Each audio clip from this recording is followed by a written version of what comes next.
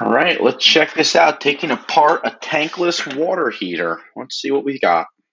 We can out of it. Sorry it's taking me so long to get to it. Just had a bunch of stuff going on, but I did have to on this. I did notice it's got these Torx bits, but it's these the security type Torx bits. They have like a little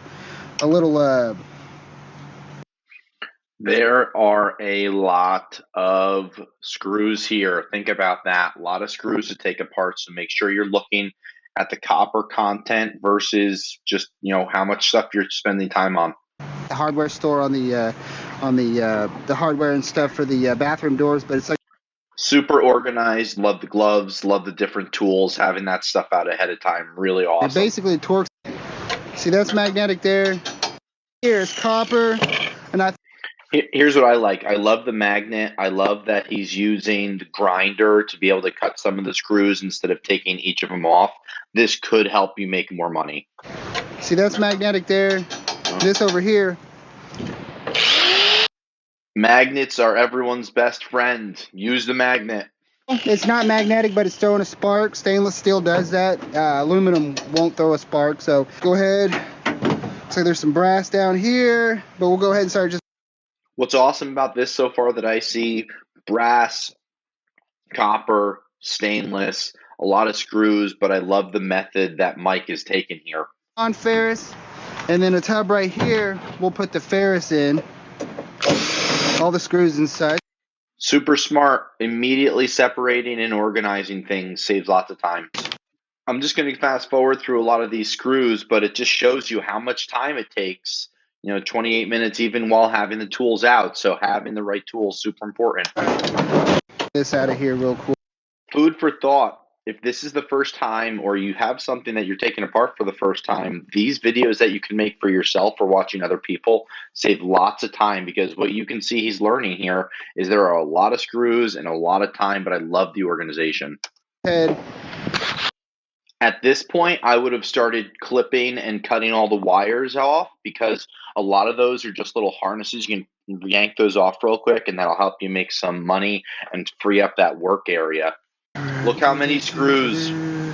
Imagine having to put this together, all those screws, and taking it apart when you don't know where those things are. One little screw could go a long way. So, the grinder can only do so much. So there's a lot of work, Now, there ain't much happening with this board here.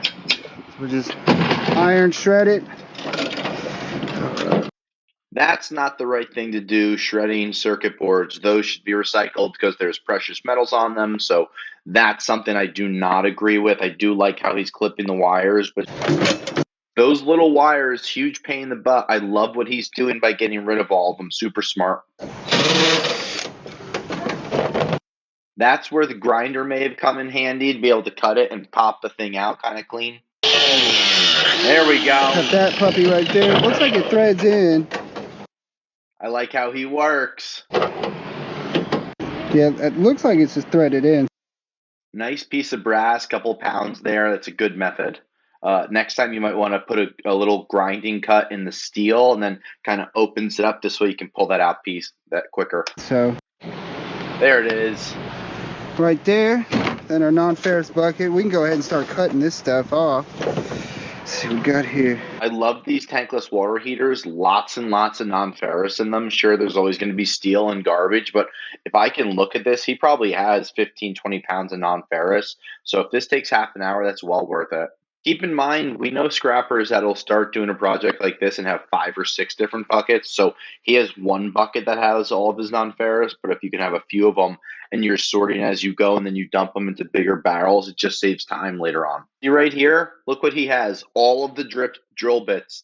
That will always help. So if you look what he has, a beverage to be able to power you through, a grinder, needle nose pliers, a pair of clippers, a drill, and every single drill bit that you may need to take this apart. This is the exact right way to work. And this is a little electric motor. I don't know how much work he's going to do on this. I would take the little one off because it looks like a couple of screws, but you're not going to make too much money on this. We're going to be able. There it is. Just like that. And then there's this guy is super smart. A little electric motor, little squirrel cage fan here. That's through a little bit later with the a blade. Cut that off there. Alright, we got some copper over here. He's really working very smart. He's taking it apart as it presents itself, opposed to just lopping it. Out. Look at how many screws this thing has. He's like on his 50th screw. That's nuts. Get that off of there. All of those look like little copper transformers, so this is really a nice unit. There's a magnet on there. We'll continue taking it apart. 3 magnets. Always keep them. Don't scrap them. Sometimes by taking apart the screws, it leads you to how you're supposed to take it apart, opposed to what you think you should be doing. Yeah, there's some copper in there, so we'll toss those in. That looks like Bingo. just pop off. Bingo, bingo. Nice little pieces of copper. If you have enough of those transformers, you can save them. And when you have a full bucket, upping those to number 2 coppers are probably a pretty good thing. But if you only get a few of them, I wouldn't bother. This thing's pretty awesome. Not gonna lie. Super smart. You have a magnet on the end, cleans up all the screws. Nice clean work area, recycle everything. Don't have little screws or nails that pop your tires. Gonna have to do some. Lots of screws, lots of figuring. Look at this. I'm skipping forward and he's still having a hard time figuring out how to get this off. Just shows you how hard things are sometimes. And yes, always wear safety glasses when you're cutting. Safety glasses, safety gloves. We have lists of different things that you can use. I love that he has gloves on. Nice layer of protection. Disconnected. My bet is it weighs like 5 pounds, 6 pounds. As you go, that way you don't have a huge mess.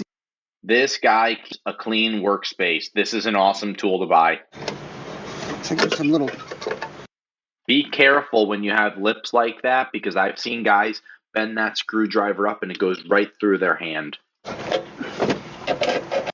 Love the needle nose pliers. Sometimes that screwdriver just gives you inconsistency because it can slip. This gives you the ability to pry things open. Been up here.